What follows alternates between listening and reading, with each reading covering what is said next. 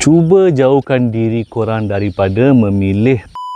Sukan memanah ni dah makin popular, dan untuk dapatkan akses, untuk dapatkan peralatan dan juga kelas memanah pun dah makin mudah sekarang ni. Korang type je dekat mana-mana platform online, korang akan jumpa banyak gila info. Peralatan memanah sekarang ni korang dah boleh dapat dah dengan harga yang mampu milik. Korang tak perlu risau kalau korang ada peralatan memanah ni, sebab aktiviti memanah dan peralatan memanah berada di bawah Akta Sukan. Maksudnya, aktiviti memanah adalah aktiviti sukan dan peralatan dia adalah consider sebagai peralatan sukan.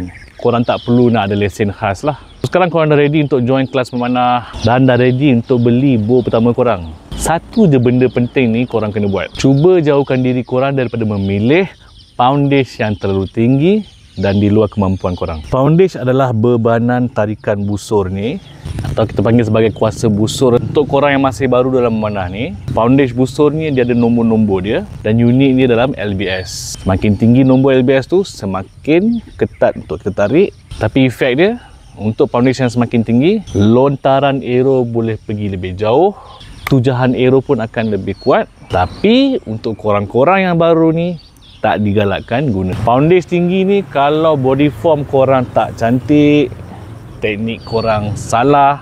Akibat dia, korang boleh dapat sakit dan cedera. Korang guna je lah bow Cobra ni. Macam Abang Akos guna sekarang ni.